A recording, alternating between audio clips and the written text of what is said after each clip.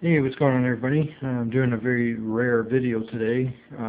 Anybody that knows my channel knows that I never really do any knife videos or any type of gear reviews or anything.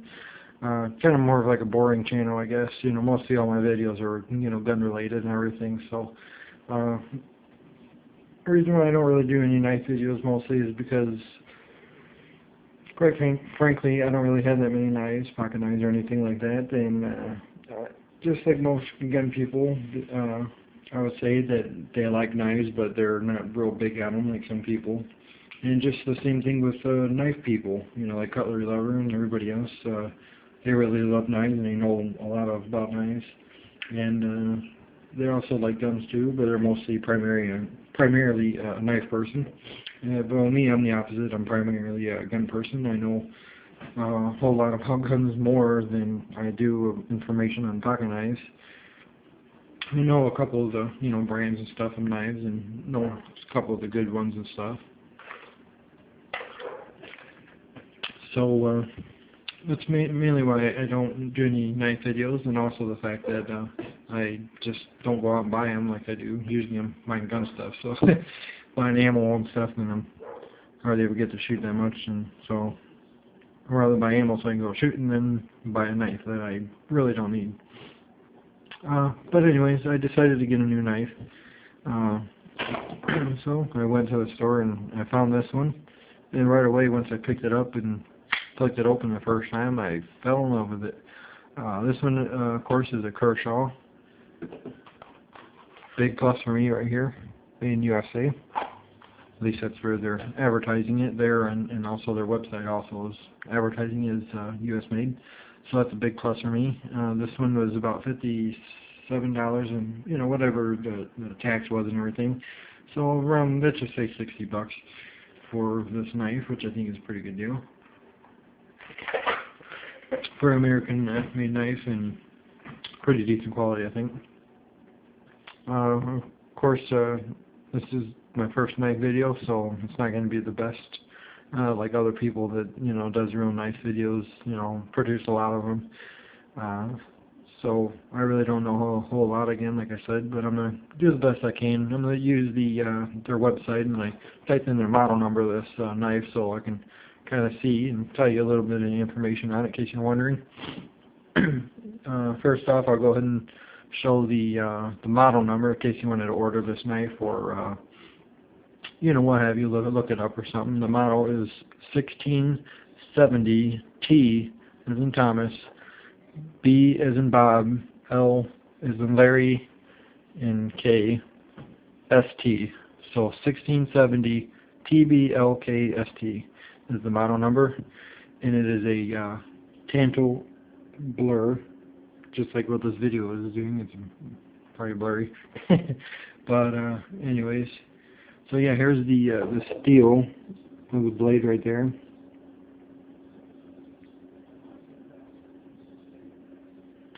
And Sandvik, if I'm saying that right, I guess, 14C2AN stainless steel. The handle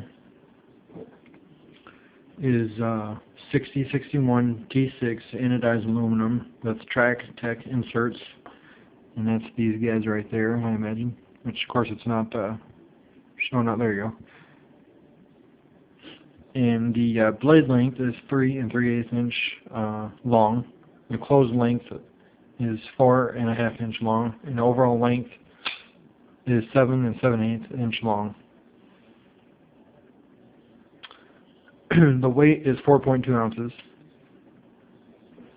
And the features is a speed safe assisted opening, and it has a coating which is not like a blued finish or nothing. It's more like a parkerized, like to what guns are. Some guns are parkerized. It's more like a finish like that. But exactly what it is, I'm not sure. But it is serrated. And of course it's the Tanto style blade. And it has a thumb stud, and of course your pocket clip. Some of the things I liked about it right away was the fact that there's no like manual safeties on it. Like my SOG Trident Tanto here. Of course, ever since I Duracoated, it doesn't work as good. Probably should have never did it, but oh well. So yeah, this one actually has a manual safety, which I took off when I Duracoated it, and I kept it off mostly because I couldn't get it back on, because this SOG Trident Tanto is a little complicated inside. But the main reason is because a couple times I went to use this knife and it was unsafe, and I didn't put it on, it just happened to come on when I had it in my pocket. And of course, in a situation, if you used to use this knife in a defensive role, if it so happened to, you know, become unsafe, and you know, you kind of be screwed. You're like, oh, why isn't it opening? So that was a big plus to this knife, is that there is no manual safeties or nothing like that. It's just a plain folding knife, except for the feature that you have that it's, you know, spring assisted,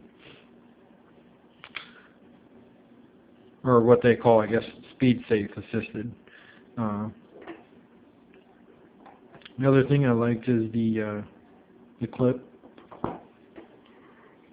All the knives I had, like with a clip like this, they always tend to, like what this one did, they come on loose, or they come loose, and then these always tend, you know, tend to bend and everything, and it really start to lose their strength in the clip.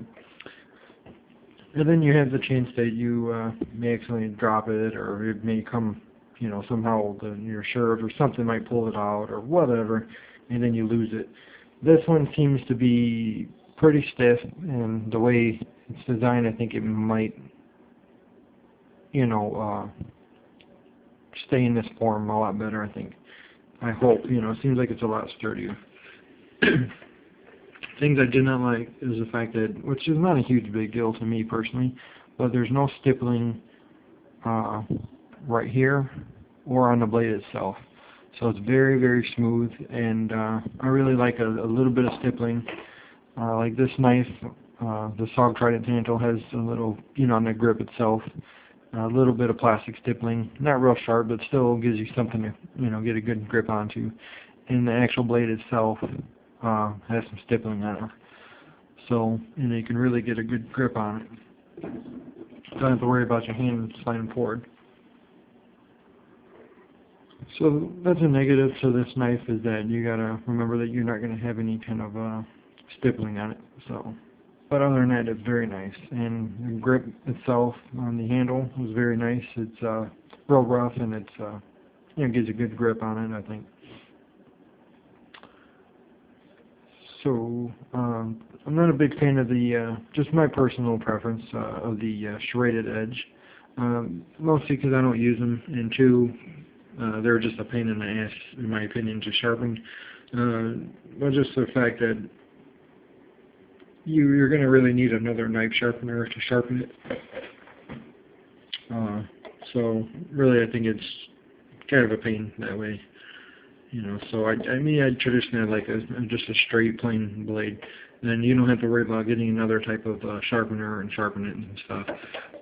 Just my opinion, of course, you know. But so, yeah, trying to make sure I don't forget anything or nothing, but hopefully I don't leave nothing out. So yeah, for the money, about like $60, like I said. It's a really, really nice knife. Highly recommend it so far. Thing I do like about it, I don't think I mentioned it, is since it's more like a traditional folder, all you gotta do is just push this over to close it, and there's not a whole lot of strength where you need to close it, which you can do in one hand. And this one with the arc lock, it's a little more difficult to do with one hand. Can't remember if I said this already or not, because I did remake this video a couple times just to get it somewhat like I wanted it. But anyway, so yeah, that's one thing I like about this, is that it's pretty easy to close. You don't have to worry about using this to try to close it or nothing. So yeah, for the money, highly recommend it. Real fast to open, and this is a nice knife. I think I'm gonna, you know, enjoy carrying this for a while. Well, if you have any questions, feel free to ask. Thanks for watching.